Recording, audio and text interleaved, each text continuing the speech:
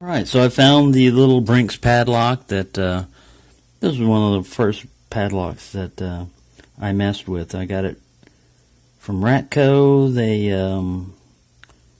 had to cut the lock and they gave it to me afterwards. And then I was wondering if there was any security pins in this particular one. So I had taken it to the grinder. And as you can see, this is what happens when you grind. I got pretty aggressive with the grinding on there. But it takes a lot of the side of the body off. So I'm not sure if that's the method that they used. Maybe they did, on Silas Sentry's challenge lock, that titanium. Maybe they did go through there and individually drill out each one. Like he said, he got it from Ben Pickings, so Ben Pickings would have the answer to that. But at the time, now see, this one could be made into a challenge lock if you wanted to. You just put the core back in there and put grub screws on this guy. And this last pin right back here was the core holder. But basically, that's all you're doing is you're just filing off the top. And I went a little bit far on this one. I was on a bench grinder.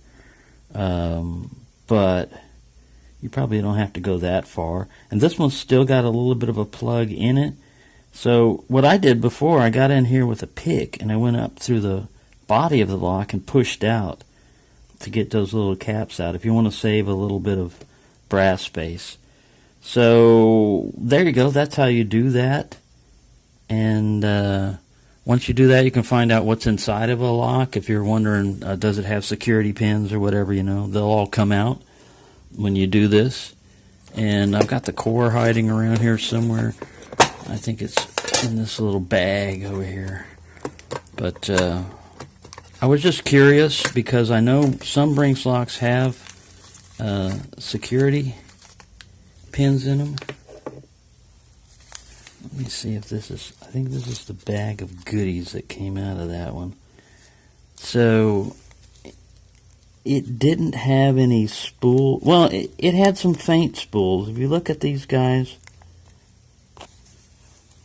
let me see if I can get them in here. Those are almost spools. I mean, it looks like badly formed ones, but there is a little bit of a ridge on them. So there was like 3 spools, if you can call it that, in there on this particular Brinks. And as you can see, it's 1, 2, 3, 4, 5. This big long slot on the end, that's the core retaining pin, basically. And they're in different places on different locks, but usually they're like where the 6th pin would be. Get this guy over here and get him to focus. There we go. See that big line cut out at the end? That's to hold the core, and it's to keep it from rotating too far also. But that's a little Brinks core right there.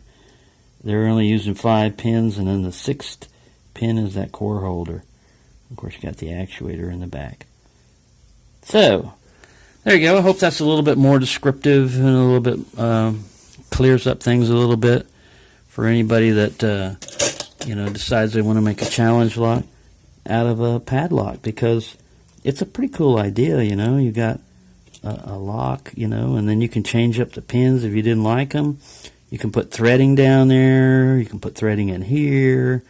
You're still only going to have a 5-pin lock, but there are other locks out there that are 6 pins that you could do that too. It does make the lock look kind of funky the way I did it, but oh well. We don't care about what they look like. All we care about is how they pick. So, there you go. I hope that explains a little bit better to everyone. And here's if you can see this, that's a piece of the plug right there. They basically either drill in from the body, I'm not exactly sure how they do that, and then add plugs to the top. I'm not exactly sure how these things are made, but you can see the difference on where the plugs are at on some locks. So there's your update. I hope everyone's doing well, and I'm going to try to pick a lock today.